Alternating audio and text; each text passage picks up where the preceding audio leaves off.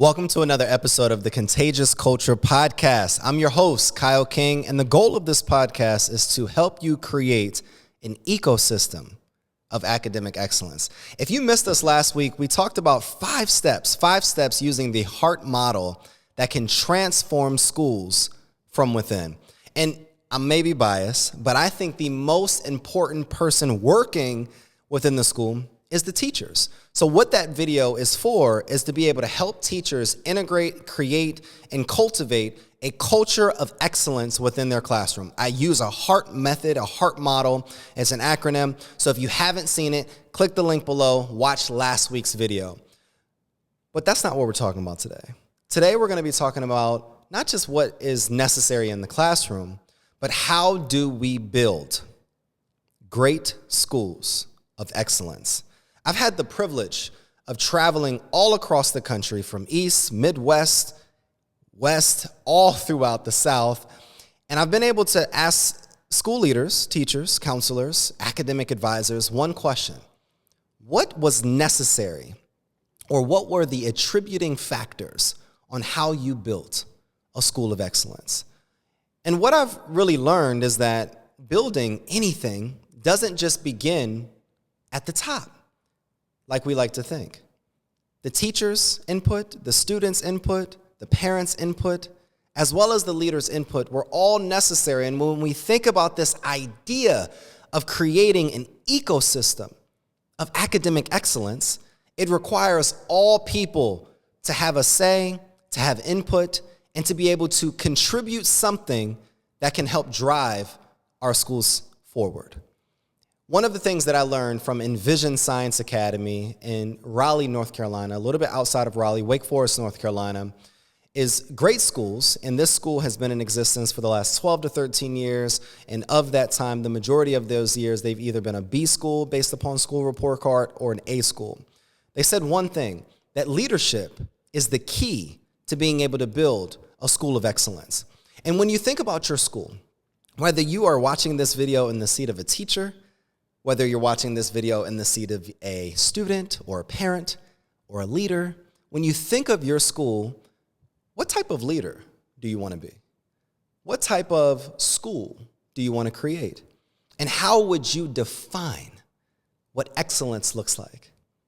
See, I think the challenge that we see in most school systems, whether it's a network, whether it's ran by a CMO, whether it's public, private, or charter, is that there's no consistency in what success looks like on that high level. So I want you to first take 10 to 15 seconds and write down and post it in the comments below, what does success look like to you in a great school?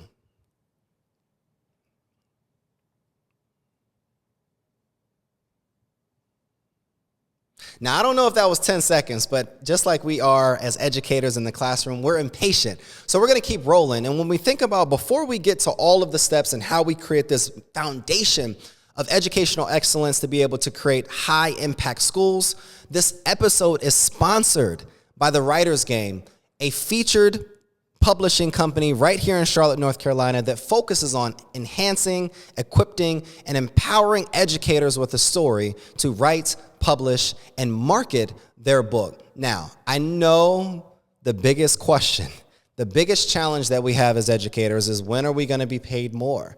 And the reality of it is, from a leadership seat, educators are not leaving the classroom because of pay. In my opinion, they're leaving the classroom because of leadership. So when we think about the idea and this method of creating a school of excellence, it starts at the top. Now, I don't care if it's a public, private, or a charter school, or any other form of school. When we have to look at building a school, we have to look at who are the board members. And not just bringing on board members based upon friendships and relationships, we have to assess, what does the school need? So if we think of, we're not a school that hits our enrollment numbers consecutively, well, maybe we need to focus either on academic outcomes, and we need to bring on a board member that can focus on academic outcomes, or a marketing and PR individual that can help us use their skill set to be able to help us. One of the boards that I'm have the privilege of helping build right now. We need financials. We need someone in marketing or PR. We need somebody in that capital campaigning or fundraising. And we're looking and sourcing various people and interviewing them, taking through a process of seeing if they would be a great fit. Now, equity is important, and equity is sometimes lost within education, just like many other industries. So when you think about building a process and rebuilding a board, if you're a charter school and don't have to go through that public school method where you're campaigning and doing various things, if you're a charter or a private school, what I recommend from a leadership seat is having an application online and then having a clear and concise interview process so that everyone can have the opportunity to be able to share their voice or share their resume or their idea. Now, once they go through that interview process, it's important for the board as well as the school directors to be on one accord so that person can be able to actually fit the needs of the school. Now, it's not about just bringing on somebody with skill sets. And I think that is one of the additional challenges that we have within the educational system is that we hire teachers based upon resume, we hire teachers based upon years of experience, but those teachers may not be the best fit in the vision of excellence that we've set for that specific school. They may not fit in the character or the values of the school. They may not fit with their skill set. It may be a little disjointed or misaligned with where the school is going. So when you think about your board needs to be a clear representation of the students in the community that you serve. Now, that's just the first step. When you think about the next step, it's important to recruit leaders that are in alignment with this vision of excellence. Now, again, I keep talking about this vision of excellence, this vision of excellence. Kyle, what is this vision of excellence? In a nutshell, a vision of excellence is a clear indicator on how, or the definition or the goal or the picture that I'm trying to create with my school as I look forward the next 3 to 5 years. Union County Public Schools or Charlotte-Mecklenburg Public Schools in North Carolina may call this a portrait of a graduate. Now, when you think about that ideal student, I mean that model student that goes through your school network, whether from K-8, whether from K-12, whether from K-4. When you think about a student leaving your educational institution, I want you to think about one thing. Who is that student? Now, when I was former CEO of the Writers Game Publishing Company, we asked our authors that we were working with at the time as they were writing books, one question. What is the character or who is the ideal audience that you would be writing this book for? And when you think of what you're trying to create and produce as an educational institution, I want to ask you that same question. When you think about this ideal students, I'm going to give you 5 components to think about, and I want you to write them down. So any educator that's watching this, I always want you to have something ready to write with, okay? So the first component is sources of information.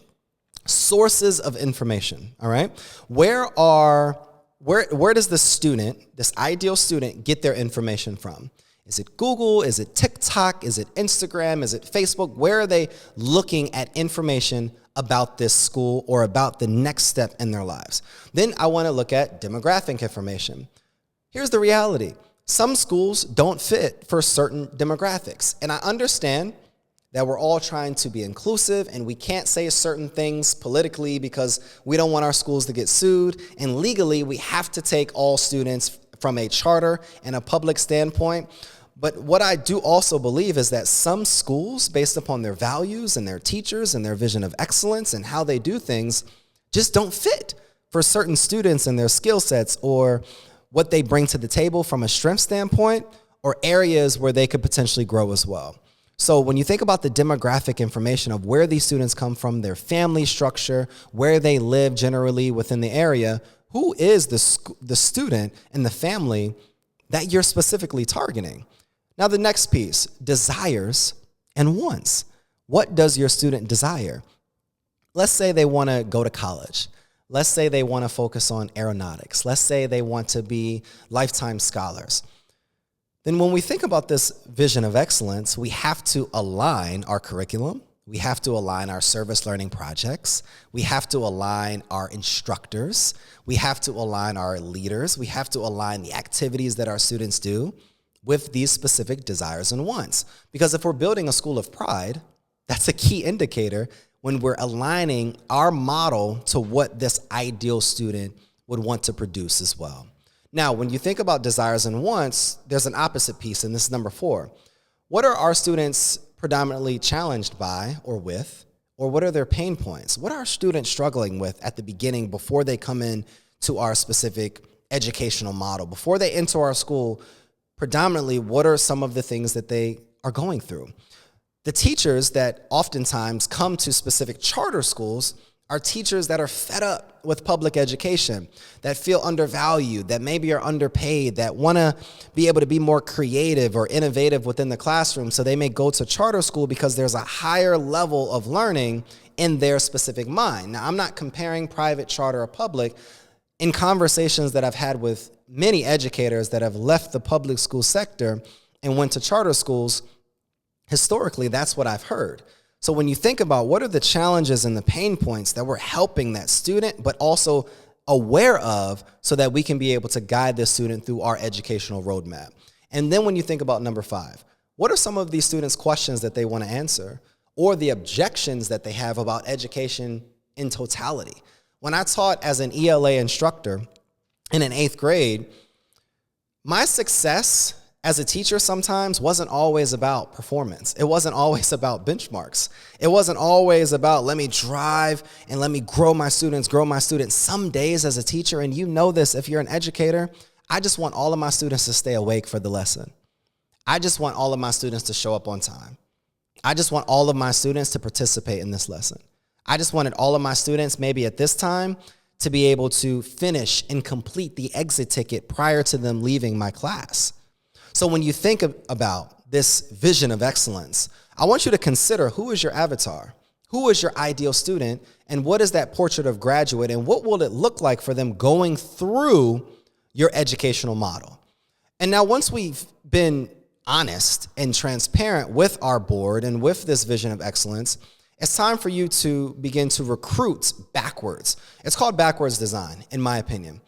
Once we have an idea of the student and the student that we're looking for, then what type of teacher would be best fit with helping, encouraging, educating, and empowering that type of student? When you think about that teacher, that educator, what type of leader, assistant principal, would be best in coaching, mentoring, and empowering that type of teacher?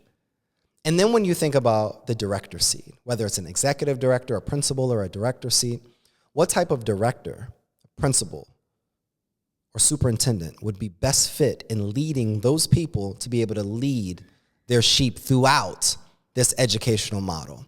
Once we've built that, now we can be on track with really being able to build quality schools.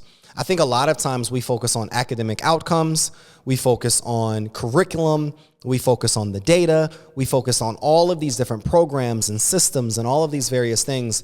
But if schools aren't built from leadership down, it's going to be a complete disconnect and a misalignment, and school systems are going to be disjointed. Some of the best schools that I've seen have a commitment to the vision of excellence. And what that commitment looks like is when I go into your classrooms and you say your vision of excellence is project-based learning, do I see project-based learning?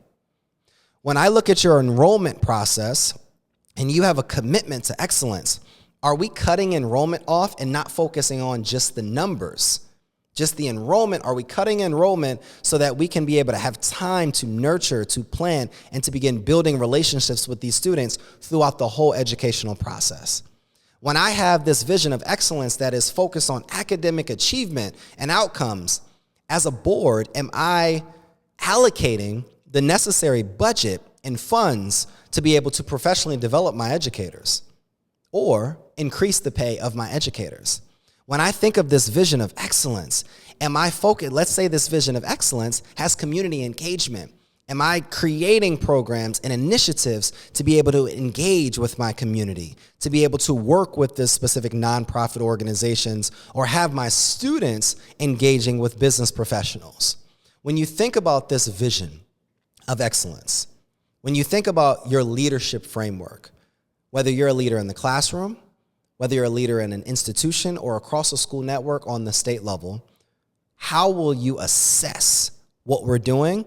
And when I walk into classrooms, when I walk into school buildings, when I talk to parents, when I engage with the community about your school, about your instruction, is it in alignment with that original definition that you wrote down that success would look like? Once we have this definition, it's important for us to hire a board, bring on a board that is best representative of the school, the community, as well as the leaders. Then it's important for us to write down and build out that portrait of a graduate so that we can understand the types of teachers that we need so that we can start to retain, recruit, and then develop those teachers. Then who are the administrators and the leaders that will be able to lead this vision in an intentional and an inclusive way? Then once we start thinking about investing in programs and systems and partnerships and community engagement, now that's the next step. When we think about this idea of contagious culture, when we think about this idea of creating an ecosystem, one of the things that I talk about in my new book, Contagious Culture, Creating an Ecosystem of Academic Excellence, is that it is necessary for us as educators to have the end user as a part of the conversation, to have the person that is impacted the most as a part of the conversation. So one of the great things that we're doing on a school level at the school that I lead, Bonnie Cone Schools, is that we're listening to the parent. We're listening to the teacher. We're listening to the student. We're listening to the community. And then we're rewriting a vision of excellence so that we can ensure that what we did to get our charter, oftentimes over time, and you get more students and you build more buildings, you move further and further away from that original vision. So why it's important for you to have all of this ecosystem as a part of the conversation is so that you can control the quality in which works and resides in your school. So when you think about your school, I just want you to ask yourself a few questions. And if you feel led, I want you to put them in the comment section below. When I think about my school, how would I assess the culture of my school? From 1 to 5. 1 being, this is not a place that I would recommend. 5 being, this is a place that I love and would recommend to everyone. The next step, when you think about success at your school, how would you define success in a great school? And how does your school match up with that success? And then when you think about this last question, which is a 3-part question, what are the gaps that you're experiencing at your school? What are the goals that you have as an educator to solve those gaps? And then what are the solutions that will come and who will be directly or indirectly impacted if we work together in this ecosystem to create those solutions? If we want to build great schools, it doesn't start with leaders. It doesn't start with teachers. It doesn't start with students, community partners, or funding. It starts with you, and it starts with me. It's another episode of the Contagious Culture Podcast. And my word to you is for you to look into yourself, internalize everything that we've talked about today, and ask myself, how can I show up better for my class, my school, my community, and the goals that I've set at the beginning of this educational journey, that sometimes those barriers, those challenges, that lack of support has moved me away from. You are worthy as an educator. You deserve to be in these seats, and our students need us on a daily basis. If you like what you heard today, like, comment, subscribe below, and we'll see you on another episode of the Contagious Culture Podcast.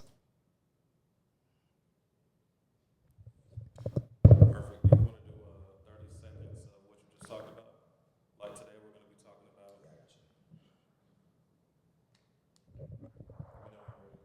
I'm ready. All right, 3, 2, 1, intro. On today's, oh snap, let's start it over. My fault. I got it. Gonna do it again? No, you're ready. Okay.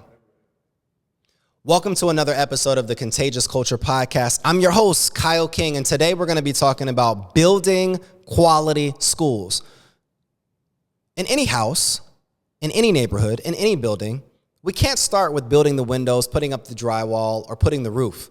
We have to focus on the foundation. And in this episode, we're going to be talking about what are the foundational steps for you as that educator, whether you're the leader, the board member, the parent, the student, or the teacher, that is necessary for us to be able to build quality educational institutions and how it takes the ecosystem for us to be able to create successful schools. We'll see you this episode.